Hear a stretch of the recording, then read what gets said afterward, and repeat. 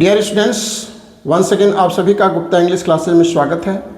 और आज मैं आपको बुक फर्स्ट फ्लाइट से एक महत्वपूर्ण कविता बताने जा रहा हूँ और इसका नाम है the animals written by Walt Whitman. यह एक अमेरिकन पोएट है, तो इनकी जो प्रमुख रचना है एनिमल्स, उसके बारे में आज आपको बताने जा रहे हैं। And this poem is very important from the examination point of view है। तो इसको आज हम लोग पढ़ने जा रहे हैं और देखेंगे कि इसमें पोएम का क्या थीम है, इसमें क्या कवि कहना चाहते हैं। इस सारी बातों को हम लोग क्लियर करने वाले हैं। तो आइए देखते हैं इस पोएम को। ओके, चलो। इस पोएम का नाम है बेटा एनिमल्स। यह आपका जो बुक है फर्स्ट फ्लाइट, देखिए फर्स्ट फ्लाइट मैं आपको दिखला दूं, इस बुक से मैं आपको पढ़ा रहा हूं और कविता का नाम है एनिमल्स, है ना। तो इसी को आज हम पढ़ाने जा रहे हैं। तो यह जो है आपका बुक फर्स्ट फ्लाइट है, उसी से एक पोएम लिया गया है एनिमल्स, है ना। और इसके पोएट जो हैं वाल्ट व्हाइटमैन, 1819 टू 1992 ये इनका है ना। मतलब ये कहने का मतलब है कि 19th सेंचुरी के एक महत्वपूर्ण कवि हैं, ठीक है। और थोड़ा सा पोएम को जानने के पहले हम लोगों को कवि के बारे में, पोएट के बारे में थोड़ी जानकारी हासिल कर लेनी चाहिए। यह हमारे लिए काफ़ी महत्वपूर्ण होता है। तो आइए देखते हैं। तो यह जो कविता है written by Walt Whitman, okay. और यह एक अमेरिकन पोएट है, ओके। यह एक अमेरिकन पोएट है, ठीक है, एक अमेरिकन पोएट है और known as father of free verse. इसको नोट करेंगे, ये महत्वपूर्ण आइटम है। उनको जो है फादर ऑफ फ्री वर्स कहा जाता है। फ्री वर्स क्या होता है? क्योंकि यह जो कविता है वह फ्री वर्स में लिखा गया है और फ्री वर्स का मतलब होता है नो राइमिंग स्कीम। इस कविता में किसी प्रकार का कोई राइमिंग स्कीम का प्रयोग नहीं किया गया है, इसलिए इस कविता को क्या कहा जाता है? फ्री वर्स कहा जाता है, ठीक है। इसमें कोई तुकबंदी नहीं की गई है या फ्री वर्स में लिखा गया है। And taken from his song of my self, उनका जो कविताओं का जो संग्रह है, ठीक है, सॉन्ग ऑफ माई सेल्फ जो है काफ़ी फेमस था, तो वह my song of my self in lips of grass, ठीक है, इसी से यह कविता को लिया गया है, ठीक है। इसको नोट करेंगे, song of my self in lips of grass, इसी से पोएम को ड्राइव किया गया है, जिसे लिया गया है। अब आइए इस पोएम में कवि का क्या आग्रह है, वे क्या हमको बतलाना चाहते हैं, क्या सिखलाना चाहते हैं, इसको हम लोग अभी देखने वाले हैं, ठीक है। और इसके बाद आज आपको लाइन बाय लाइन एक्सप्लेनेशन भी देने वाले हैं। बगल से अपना किताब को ले लाइए और मैं आपको लाइन बाय लाइन इसका एनालिसिस करने वाला हूँ। कुछ वर्ड मीनिंग भी बताऊँगा और इस पार्ट से संबंधित जो महत्वपूर्ण कुछ क्वेश्चन सोच सकते हैं उसके बारे में भी बताने वाले हैं। और आपकी जानकारी के लिए मैं बता दूँ कि इस लेसन से संबंधित आज हमने कुछ शॉर्ट्स भी डाला है, तो उसको भी देखिए। वो शॉर्ट्स जो आपके लिए छोटे वीडियो जो होते हैं वे काफ़ी आपके लिए महत्वपूर्ण होने वाले हैं, ठीक है। और एक एक बूंद से आपका घड़ा भर जाता है, आपको पता है ना। एक एक बूंद से आपको उसको संग्रह करना है, उसको समझना है कि वे भी आपके लिए उतना ही महत्वपूर्ण है, ठीक है। तो आइए इस कविता के बारे में देखते हैं। पोएट जो है यहाँ पर कंपैरिजन किए हैं। क्या किए हैं? यहाँ पर कंपैरिजन किए हैं। किसका कंपैरिजन किए हैं? उन्होंने कंपैरिजन किया है ह्यूमन बींग्स का, ह्यूमन बींग्स और एनिमल, है ना। उन्होंने मानव का, जो हम लोग ह्यूमन बींग्स हैं, और उनका एनिमल के साथ उन्होंने कंपैरिजन किया गया है। उनका हाव भाव, उनका बिहेवियर, है ना, हर चीज़ का एनालिसिस किया है कि दोनों में बेटर कौन है, दोनों का बेटर लाइफ स्टाइल किसका है ना, कवि बताने चाहते हैं। तो कंपैरिजन किया गया है between human beings and animals, okay. अब आइए, एनिमल में क्या खासियत है और ह्यूमन बींग में क्या खासियत है, दोनों का कंपैरिजन हो जाएगा। इसके बाद देखेंगे कि कवि किसके साथ रहना चाहता है, उनका डिज़ायर क्या है। वे पशु के साथ, एनिमल्स के साथ रहना चाहते हैं। तो एनिमल्स में क्या है? वे बहुत काम है, ठीक है, काम है, प्लेसिड है, काम, प्लेसिड है, पीसफुल, शांति प्रिय से रहना चाहते हैं, सेटिस्फाइड हैं। सेटिस्फाइड का मतलब संतुष्ट है। उनको यह चिंता नहीं है कि हमारे पास 10 घर हो जाए, 10 गाड़ी हो जाए, कोई वर्ल्डली डिजायर उनके पास नहीं है, ठीक है। तो उनका जीवन धर्म काम है, पीसफुल है, सेटिस्फाइड है और फ्री फ्रॉम वरीज, किसी भी चिंता और फिक्र से वे दूर हैं, कोसों दूर हैं। उनको किसी प्रकार की चिंता नहीं सताती, उनको ब्लड प्रेशर नहीं होता, उनका हार्ट फेल नहीं होता, इस तरह का जो बीमारी है उनको नहीं होता, एकदम फ्री है, केयरलेस। ठीक है, तो इस तरह से ये तो हो गया एनिमल का। अब आइए आदमी जो हम लोग हैं उसके साथ क्या, और देखिए पोएट एडमायर्स, इसीलिए उनकी जो जिंदगी है खुशहाल जिंदगी है, इसीलिए कवि उनकी प्रशंसा करता है। एडमायर्स का मतलब क्या होता है, प्रशंसा करना, तारीफ करना। पोएट एडमायर्स एनिमल्स, ठीक है, and wants to live with them, और उनके साथ वह रहना चाहता है। ठीक है, उनके साथ क्या करना चाहता है, रहना चाहता है, उनके साथ जिंदगी बिताना चाहता है। क्यों? क्योंकि वे बहुत सीधे साधे हैं, भोले हैं, जेंटिल हैं, छल कपट से कोसों दूर हैं। ठीक है, इसीलिए कवि का आग्रह है कि मैं तो भैया उनके साथ रहूंगा, और बाकी आप पर छोड़ता हूं कि आप किसके साथ रहना पसंद करोगे। ठीक है, चलिए अब ह्यूमन बींग्स की जो कुछ क्वालिटी हैं, ट्रेट्स हैं, उसके बारे में देख लीजिए। ठीक है, ह्यूमन बींग्स के बारे में कवि का कहना है कि दे आर रेस्टलेस। रेस्टलेस का मतलब होता है हमेशा बेचैन रहते हैं, और अधिक से अधिक संग्रह करने के लिए, अधिक से अधिक पोजीशन पाने के लिए, अधिक से अधिक रुतबा पाने के लिए, बड़े से बड़े पोस्ट पर जाने के लिए, बड़ी बड़ी गाड़ियां खरीदने के लिए, बड़े बड़े घर बनाने के लिए, है ना। तो इस तरह से कि उनका डिजायर का कोई अंत नहीं है। ठीक है, तो वे रेस्टलेस हैं, अशांत हैं, काफ़ी लालची हैं, है ना, काफ़ी लालची हैं, और मेटेरियलिस्टिक हैं, वे भौतिकवादी हो गए हैं। ठीक है, और डिससेटिस्फाइड। डिससेटिस्फाइड का मतलब क्या हुआ, वे कभी संतुष्ट नहीं रहते हैं, हमेशा हाय हाय करते रहते हैं, है ना, और उनको किसी प्रकार का कोई संतोष नहीं है। ठीक है, तो अब देखिए वरीड फॉर, ह्यूमन बीइंग जो होता है, worried for more worldly pleasures, संसार की जितनी सुख सुविधाएं हैं सब उनकी झोली में आ जाना चाहिए, ऐसा ह्यूमन बीइंग्स का सोच है। ठीक है, लॉस्ट ह्यूमन क्वालिटीज, है ना, जो ह्यूमन बीइंग है, ह्यूमन बीइंग का जो नेचुरल ट्रेट होता है, काइंडनेस का, सिंपैथी का, हेल्प करने का गुण, है ना, ये सारे गुण आज के समय में ह्यूमन बीइंग लॉस्ट कर गया है। जबकि आज की तारीख में भी पशुओं के पास अभी भी है, पशुओं के पास वह गुण अभी भी है। ठीक है, और ह्यूमन बीइंग जो है अपना जो मानवीय गुण है वह सब खोते चला जा रहा है। Animals don't worry about positions and material. ठीक है, ह्यूमन बींग्स की तरह एनिमल कभी चिंता नहीं करता कि हमारे पास इतने पोजीशंस हो जाए, धन संपत्ति हो जाए, गाड़ी हो जाए, उसकी परवाह नहीं रहती, और किसी तरह का भौतिकवादी वे नहीं है, अधिक से अधिक चीज़ों का संग्रह करना नहीं चाहते। ठीक, आज खा लिया बस, कल क्या होगा नो, उसकी कोई परवाह उनको नहीं है। तो कवि का अंत में सजेशन क्या है, सजेशन, ठीक है, सजेशन है कि हम लोग को बी सेटिस्फाइड, हम लोग के पास जितना है उससे कंटेंट रहने की आवश्यकता है, और साधारण जीवन, सिंपल जीवन जो हम लोग को जीने की कोशिश करनी चाहिए। हम लोग के जीवन में सादगी आनी चाहिए, सिंप्लिसिटी होनी चाहिए, और harmony with nature, harmony with the nature, और प्रकृति के साथ संतुलन बनाकर हम लोग को रहना चाहिए। ठीक है, चलिए ये तो आपका पोएम का हो गया। अब इसके थीम्स पर आते हैं कि इस पोएम में थीम्स क्या है। ठीक है, थीम में है कि back to nature, love the nature, ठीक है, प्रकृति से प्रेम करो, कंटेंटमेंट, संतुष्टि, सिंप्लिसिटी, कोई दिखावा नहीं, है ना, सादा जीवन, उच्च विचार, और मैटेरियलिज्म एंड ह्यूमन डिससैटिस्फैक्शन, मानव का जो असंतोष है, यह कविता का मेन थीम है। तो आपके परीक्षा के लिए मुख्य बिंदु को हमने इसमें रखने की कोशिश की है। आप इसको नोट कर लेंगे अपनी कॉपी में, और यह आपका जो प्रश्नोत्तर है उसको लिखने में काफ़ी मददगार साबित होने वाला है। चलिए अब आते हैं इसके लाइन बाय लाइन एक्सप्लेनेशन कर दूं तो आप कविता को पढ़ा देते हैं कि इसमें क्या चीज़ है। ठीक है बेटा, चलिए। I think I could turn and live with animals, they so Placid and self content. I think, कवि ऐसा सोचता है, कवि ऐसी कल्पना करता है कि मैं एनिमल की ज़िंदगी में वापस आ जाता, है ना।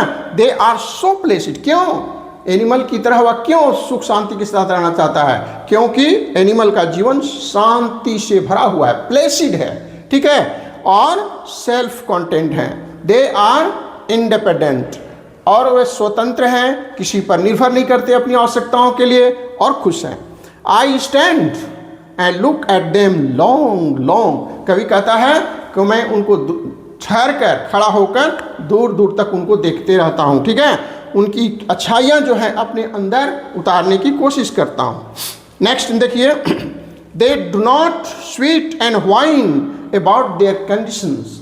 अपनी जो मुश्किलें हैं, अपनी जो समस्याएं हैं, उसके लिए कोई हाय तौबा नहीं करते हैं, ठीक है। They don't sweat and wine, कभी वे इस पर रोना नहीं रोते, हमेशा परेशान नहीं रहते हैं, वाइन नहीं करते हैं। They don't lie awake in the dark and weep for their since. कभी आपसे भूल हो गई, कोई गलती हो गई, उसका भी कोई पछतावा नहीं है। कहीं गंगा स्नान करने की ज़रूरत नहीं है, हमको कहीं इसके लिए पछतावे की कोई ज़रूरत नहीं है, इसके लिए उनको कोई पछतावा नहीं है और उनके बारे में तनिक भी नहीं सोचते हैं, एकदम आज़ाद रहते हैं। They don't make me sick discussing their duty to God. If we human being हमेशा गॉड के प्रति सच सोचते हैं कि थोड़ी सी गलती है, भगवान हमारी गलती को माफ़ कर लो, लेकिन उन पर ऐसा दिमाग पर कहीं जोड़ नहीं है कि भगवान क्या कहेगा, भगवान हमारे लिए क्या हिसाब करेगा। डोंट, इसके बारे में उनको कोई फिक्र नहीं है, ठीक है।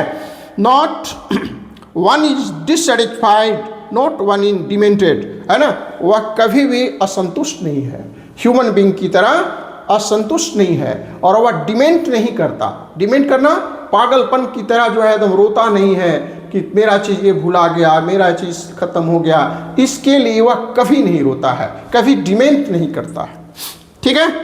The mania of owing things, वह अधिक से अधिक चीज़ें प्राप्त करने की कोशिश नहीं करता, वह सेल्फ सेटिस्फाइड है, ओके।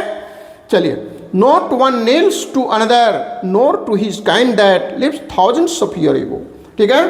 तो वह किसी के सामने हाथ नहीं फैलाता और सर नहीं झुकाता, और अपने सर को कभी झुकाता है, किसी के आगे अपने हाथ को कभी नहीं फैलाता, किसी के आगे वह कभी नहीं झुकता। नॉर टू हिज काइंड, वह अपने किसी भी आदमी के साथ, किसी भी एनिमल, किसी के साथ अपना वह झुकने का आदि नहीं है, नहीं झुकता है। लिव्स थाउजेंड्स ऑफ ईयर एगो, और हमारे थाउजेंड्स ऑफ ईयर एगो जो हमारे पूर्वज रह चुके हैं, उनके प्रति भी उनका किसी तरह का कोई थिंकिंग नहीं है। चलिए आगे आते हैं। नोट वन इज रिस्पेक्टेबल और unhappy over the whole worth. Note one is respectable और अनहैप्पी, ठीक है। इस संसार में, इस दुनिया में कोई भी रेस्पेक्टेबल नहीं है, कोई अनहैप्पी की बात वह नहीं सोचता। वह चाहता है कि हमको उसकी कोई चिंता नहीं है, बस हमको खुश रहना है। कोई कैसे अनहैप्पी रहता है, वो ह्यूमन बींग के खाते में चला जाएगा। ह्यूमन बींग जो है अनहैप्पी रहे तो रहे over the earth, so they show their relation to me and accept them. कवि जो है उनके साथ संबंध बना करके रहना चाहता है कि वे ह्यूमन बींग से काफ़ी अच्छे हैं। They bring me tokens of myself, वे एक प्रकार के संकेत हैं, ठीक है। और दे एविंस, वे अपनी भावनाओं को एविंस करते हैं और प्रदर्शित करते हैं। नेक्स्ट आइए, them plainly in their positions, उनके पास जो पोजिशंस हैं या नहीं है उसकी उनको कोई परवाह नहीं है। मानो इसके लिए काफ़ी परेशान रहता है, लेकिन वह जो एनिमल्स है इससे वह बिल्कुल स्वतंत्र है। आई यू वंडर, कवि जो है यहाँ पर आश्चर्य करता है। I wonder where they got this token, कवि जो है यहाँ पर आश्चर्य करता है कि हमारे अंदर जो मानवीय गुण थे वे कहाँ चले गए, जो हम अपने काइंडनेस के लिए, एक दूसरे को मदद करने के लिए, सिंपैथी के लिए जाने जाते थे, आज हमारे जो ह्यूमन ट्रेड्स हैं कहाँ चले गए, ठीक है। Did I pass the huge times go and neglectly drop them, क्या हमने सब पशुओं के लिए छोड़ दिया है। कवि हमसे प्रश्न करता है कि यह सब हमारे पास जो ह्यूमन बींग का जो ट्रेड्स होते थे, जो अच्छे गुण होते थे, वह सब पशुओं के खाते में चला गया और हमारे पास अब कुछ नहीं रह गया। तो इस तरह से एक प्रश्न के साथ कवि जो है अपनी बातों को समाप्त करते हैं और हम पर छोड़ते हैं कि आप कैसे रहना पसंद करते हैं। चलिए अब आते हैं इस लेसन का जो इम्पोर्टेंट कुछ वर्ड्स हैं। हालांकि वर्ड्स मीनिंग और जो क्वेश्चंस हैं उसको हमने शॉर्ट्स में डाल दिया है, फिर भी कुछ आपको वर्ड्स मीनिंग भी आपको हम बताते हैं। प्लेसिड, इसमें एक वर्ड आया है प्लेसिड। प्लेसिड का मतलब क्या होता है, काम एंड पीसफुल, शांत और स्थिर, ठीक है। व्हाइन, WHINE, व्हाइन का क्या मतलब होता है? व्हाइन का मतलब होता है क्राई एंड कंप्लेन, रोना, बार बार किसी चीज़ की शिकायत करना, हमारे पास ये नहीं है वो नहीं है। नेग्लिजेंटली, नेग्लिजेंटली का मतलब होता है केयरलेसली। ओके, शॉर्ट में मैंने इसका विस्तार से डाला है, उसको आप देख लेंगे। नील, नील का मतलब होता है टू गो डाउन। सिकली, सिकली का मतलब होता है अनहेल्दी, जो स्वस्थ नहीं है, बीमार है, वीक है। कॉन्टेंटेड, कॉन्टेंटेड का मतलब होता है सेटिस्फाइड, कॉन्टेंटेड का मतलब होता है संतुष्ट, सेटिस्फाइड। डिमेंटेड, डिमेंटेड का मतलब होता है मेंटली डिस्टर्ब होना, किसी बात पर एकदम परेशान हो जाना, बहुत ज़्यादा परेशान हो जाना, है ना, उसको डिमेंटेड कहा जाता है। पागलपन कह सकते हो या इसको विक्षिप्त भी कह सकते हो। डिस्पाइज, डिस्पाइज का मतलब होता है DESPISE, डिस्पाइज का मतलब होता है डिसलाइक, और इसको हेट करना भी कह सकते हैं। टोकन्स क्या है? ए सिग्नल और सिंबल को कहते हैं। लॉन्गिंग, लॉन्गिंग का मतलब जो हमारे जो स्ट्रॉन्ग डिजायर हैं उसको कहा जाता है। सेल्फ कंटेंट, शुरू के लाइन में यह आया हुआ है। सेल्फ कंटेंट का मतलब होता है independent and satisfied. Okay, dissatisfaction का मतलब होता है लैक ऑफ सेटिस्फेक्शन, इसका मतलब होता है असंतोष। ठीक है, और अंत में एक वर्ड है सिन एंड इमोरल एक्ट, जो अनैतिक है, पाप है, उसी को सिन कहा जाता है। तो इस तरह से हमने वर्ड मीनिंग भी चर्चा कर ली। अब आइए इस लेसन से संबंधित जो महत्वपूर्ण प्रश्न हैं जो परीक्षाओं में अक्सर पूछे गए हैं उसकी थोड़ी चर्चा कर लेते हैं। ठीक है, जैसे क्वेश्चन नंबर 1 में है, जो काफ़ी महत्वपूर्ण आपके लिए हो सकता है। Why does the poet feel more at home with animals then humans? यहाँ जो कंपैरिजन किया गया है उसी में तो आपका उत्तर छिपा हुआ है ना। कवि क्यों ऐसा फील महसूस करता है एट होम विथ एनिमल्स? वह एनिमल के साथ रहना बहुत ज़्यादा अच्छा महसूस करता है मानव की तुलना में। क्यों? क्योंकि ह्यूमन बींग्स जो होते हैं सेटिस्फाइड होते हैं, पीसफुल होते हैं, काम होते हैं, वर्ल्डली डिजायर उनके पास नहीं होती है और इस तरह की चिंता विहीन होते हैं, इसलिए कवि जो है उनके साथ रहना चाहता है। ठीक है, चलिए next question. What does the poet think of tokens which came to animals?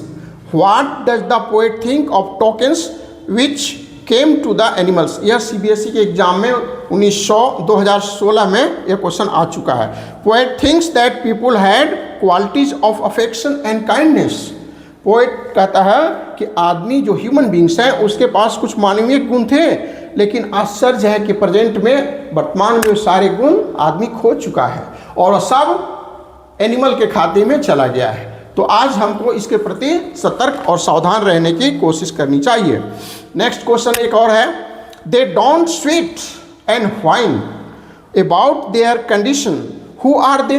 कवि इसमें पूछना चाहता है कि यहाँ पर जो दे लिखा गया है THEY वह किसके लिए है? कवि का कहना है कि दे जो यहाँ पर लिखा गया है वह एनिमल्स के लिए लिखा गया है और वे किसी के सामने हाथ नहीं पसारते, किसी से कुछ भीख नहीं मांगते और वे संतुष्ट रहते हैं। और इस तरह से ये आपका इम्पोर्टेंट क्वेश्चंस हो गए। और अंत में जो लेसन का जो सेंट्रल आइडिया है, कवि का पोएम का जो सेंट्रल आइडिया है या कभी कभी परीक्षाओं में जो इसका मेन थीम है वह लिखने के लिए भी आपको आ जाता है। तो थीम तो हम हर कविता के अंत में लास्ट में लिख देते हैं, वह आपका एक क्वेश्चन ही समझिए, है ना। यह जो समरी आपको मिलता है उसमें कई क्वेश्चंस का उत्तर लिखा हुआ है। ठीक है, और तो यह थीम है नेचर, कॉन्टेंटमेंट, सिंप्लिसिटी, मटेरियलिज्म, है ना। तो इस तरह से डियर स्टूडेंट्स आज हमने एनिमल्स जो पोएम है उसको पढ़ाया है। अब it is your duty to revise it, है ना। अपनी कॉपी पर इसको लिखो, रिवाइज करो और परीक्षा के लिए अच्छी तैयारी करो। किसी तरह से नहीं बेटा, किसी तरह का कोई समय नहीं है, आप तैयारी करो, अच्छे तरह से तैयारी करो और बिल्कुल आप 100% अंक लाने के लिए कोशिश करो, है। मैं आपसे यही उम्मीद करता हूँ। Thank you, that's all for today. God bless you.